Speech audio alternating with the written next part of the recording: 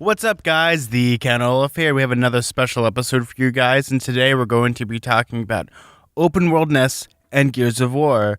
So, Gears of War 5, we haven't gotten any news yet. Hopefully at E3, or by the time this is out, we've already had that news, but this gives us a time to talk about and kind of dissect what it means to have open worldness in Gears. Now, in the original Gears 5 reveal trailer, we saw some possibility of possibly being able to explore, but let's really talk about it and kind of talk about how open worldness is a great idea for Gears of War, and here's why. Now, as we saw in the trailer, we saw that there's the Skiff, which is a cool sailboat, which, you can go through the frozen lakes towards Mount Kadar, possibly to the New Hope facility, who knows. Other things that I've heard is that you're going to be going to the Red Desert. That's kind of like you see here with going with the UIR, and you're going to the desert, so you might be using it for that as well. But I would imagine primarily it's used for is in the winter portion of the game. Though that kind of leads to a question. Does this mean that the maps are going to be 20 times, 30 times larger? We're going to have the ability to really, really explore the land? Honestly, I'd love to see that just because in Mass Effect, when you're on the Mako, that's a fun aspect of being able to explore the land, but also, it has some practicality to it. And I don't think it's going to be really an on-the-rails type of shooter thing. Though I'm sure 3 years ago when we first saw the trailer for Gears 4 and we saw the whole mule and kind of the cool motorcycle thing to it, and we're going to have some more, open worldness to it, and it was more of just an on-the-rails type of shooter. This, it seems a little different because the way it works is, one person kind of is the guns while the other person commands it. And what does that mean for Gears? Now, let's kind of go through the history of kind of Gears map designs for the campaign, and then we can kind of work towards Gears 5 and what I think could actually really work for a Gears of War game that's kind of open world, or maybe Gears 5 is open world and kind of maybe we're able to pick our paths better. So, the Gears of War series has a unique, interesting aspect of how they handle campaign mapping because each game it kind of evolves. The first game, Gears 1, has a really interesting, though very basic, way of dealing with how you fight enemies. So there's really much three scenarios in how you normally deal with enemies in the game when they spawn. The first being is you're thrown into pretty much a huge arena, either a rectangle or almost circle-shaped. And the enemies spawn from far away, and you are on the other side, and you slowly, through the pieces of cover, go and find each other in the middle. That then gives you the abilities to flank, and really the arena's shrinking because everyone's just getting closer together from the cover. That's why there aren't that many, many enemy types in Gears 1, because, you can only limit it to, I think 5 or 6, or how many can come out of an E-hole at a time. Don't quote me on that number. But pretty much it's a very basic core aspect of you're thrown into a fairly sized map, and you have to kind of use your cover to your advantage and slowly kill the enemies. That's why when they split up the map, when you have go right or go left, they always have one obstacle for the other person just to give combat a longer flow to it, usually in the case of a troika, or in the case of maybe heavy enemies, or one person has high advantage, the other one doesn't, is to kind of balance out why, at that time with the Xbox 360 limitations. Now, the second part to Gears of War 1 was the idea of being surrounded. So there's the famous fountain scene where the E-holes are popping up and you're surrounded, so you're being shot from every side. So you have to figure out and blow the E-holes up. Though if you had a torque bow or whatever explosive weapon, you could pretty much get through Gears 1 fairly easy if you knew where all the E-hole spawns were. And lastly, it's almost like an on-the-rails type of shooter. It's more prominent in the last sequence we were on the train, where it's more of not on-the-rails type of shooter, but you're being babied. You have to keep going forward through kind of narrow hallways, but usually there's a time limit or things you have to do to progress. And those are kind of the small, very core aspects of Gears 1. Now, Gears 2 is very short and simple. All the maps were pretty much long hallways where you slowly proceeded. There's a lot of on-the-rails type of segments in that game, so it made you feel more cinematic. And the game was more cinematic, but it had a lot more just long hallways where there wasn't really ways to really flank people. You could go up on some parts in the hollow, and sometimes you could go to separate pathways. But primarily that game was just narrow hallways. The game, especially when you're in the Rift Worm, even in the New Hope facility, all it is just narrow hallways for CQC action, just to get up close and personal and use all those new executions you have. They kind of really did away with the idea of really being surrounded, though the way they have the enemies spawn in this game is there's a lot more of them, so you could have more chances of being overwhelmed and really, really having close knit fire fights, especially like with the on the rail shooting segments where you're on the grind left. Yeah, there's things like that where it works and it doesn't, but that's not really exploration. Now, Gears 3 is kind of a combination of both Gears 1 and Gears 2. There's large arenas that you fight in where then you have like narrow hallways, so you have dynamic cover or things that you can do, and slowly but surely you use the pieces of cover to go forward. Now, does this work? Yeah, heck yeah, especially with the new enemy types like the Drudge, where they can mutate and shoot over cover, and you need to have really the ability to have all four players doing something, because that's kind of the hard thing when you add 4 extra players to that game. You need to have a mixture of narrow hallways and large arenas to fight in, and as you're engaging people, the enemy gap is getting slower and kind of cut off to the point of where they're not going to be spawning anymore. Judgment was, I don't even know what Judgment had, because it was all randomized, which would made it fun. But when it came to the arenas and stuff, they're pretty much Gears 3. That's pretty much it. Like, a lot of the time, all the monsters and all the locusts had, like, height advantage, so you would always be in the bottom of some place. You'd slowly work your way up, or there would be places where it was just almost like the game is holding your hand and where you have to go. Though what really made that arenas really interesting was when you had all the classified missions where you're talking about, Baird, is he telling the truth or is he lying or exaggerating? Where you had all those challenges. That's what made that really fun, like especially like when you're in the mansion segment where you're going through all the nice mansions. Like some of that has some really great arena built design to it, and how you have high ground, low ground, and everything in between. Gears 4, out of all of them, has the most thought out and more interesting out of all of them. Pretty much it is long hallways, but there's a lot more openness to it, as well as different pathways. Like usually I think of it as kind of like in a MOBA, there's always like, for Gears 4 that was replaying it, and there's like a main lane that you can go through where you can fight the enemies, or there's like flanking positions like an A and B lane, so you can get around possibly behind them and kill them. And that really does work, but does it work with the idea of exploration in Gears, and how would this work in an open world environment? Now, Gears 5, I want to have such a huge epic world to it, where you're thrown into like the huge tundra for Mount Kadar and pretty much just says, good luck, go find the New Hope facility. Now, is that a good thing or a bad thing? I personally think it's a good thing, but it's one of those things where how do you tell the player where to find it other than having like a huge map?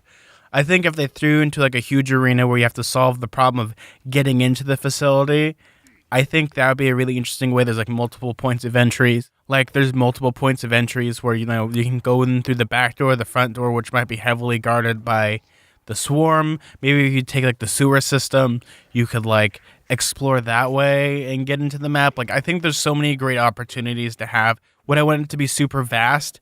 Yes, but here's the thing. If we're looking at an example like Mass Effect series, where you have a vehicle and an open worldness to it, and it's very similar, it's also a third-person shooter, is that there's going to be a lot of dead space in the idea of open worldness, so you're going to have ways of filling it in, either as you're going through, you're finding shacks and you're looting things and you're finding better weapons. That's great, but like 95% of the whole thing is going to be just frozen tundra, and there's not going to be really interesting things.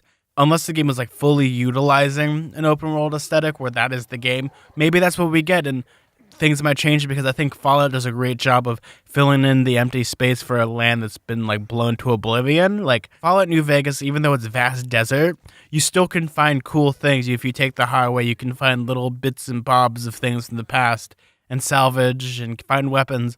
That works. In Gears, yeah, it could totally work like that, where you're going down like the main highway to get to Mount Kadar.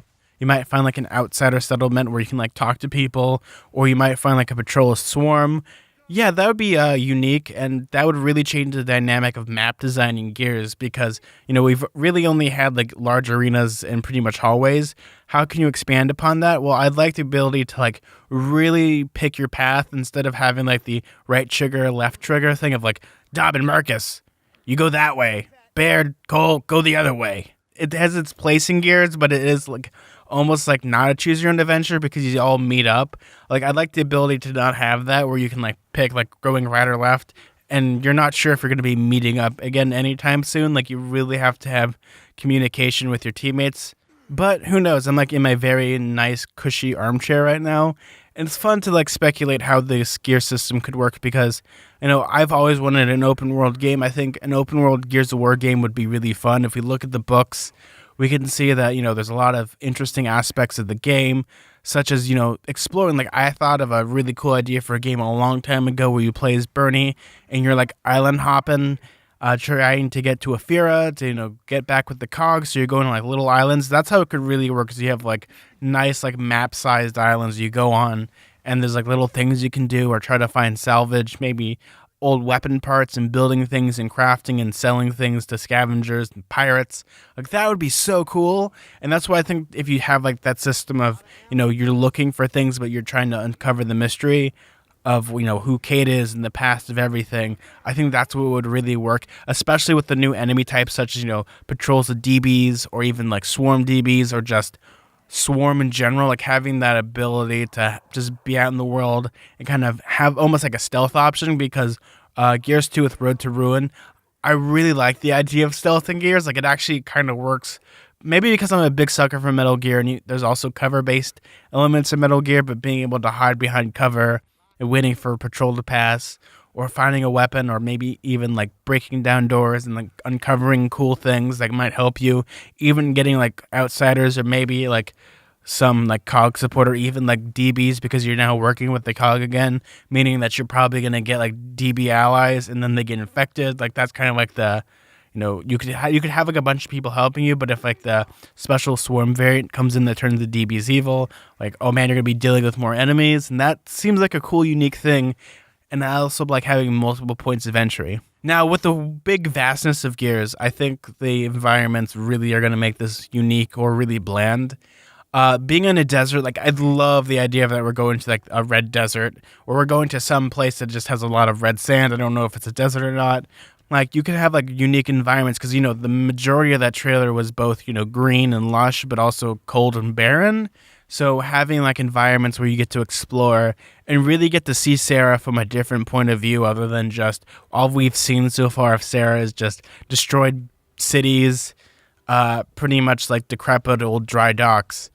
And finally we're getting into more beautiful things, like really what Sarah used to be like, and now it's like huge. We have like robot cities, and we have like outskirts of things that are like fallen giants or fallen titans, kind of like the dam and also Fort Revel. But we've never really seen what I like to call like the national park circuit for Gears, and kind of like going to places that don't have mankind anymore, like completely. Like that would be so cool to see, just like mountains and like a national park, or seeing places like vast waterfalls and just just being in the desert, or being pretty much in the frozen tundra and you have to like open up a tauntaun or you're going to die. Like that type of survivability, especially with Gears. And maybe it has to do with the song, Game of Survival. Like you need to really survive. Though would it be annoying to have like a Metal Gear Solid 3 system where you have to eat, drink, and do all that stuff? For me, I like that stuff, so I'd like the ability to have, like, you really need to survive, but would it make it a survival game? Because Gears has a unique twist to it, and how it is, Gears 1 was, like, obviously, like, a survival horror game, but slowly, as each game progressed, it became more of, like, the action shooter genre, and maybe it would work again if you're going back to the survival horror aspects, but also having maybe just survival action game, because that's a huge trend right now, like Tomb Raider and, like, Nathan Drake. And even smaller things like The Last of Us, which, do third person and survival excellently.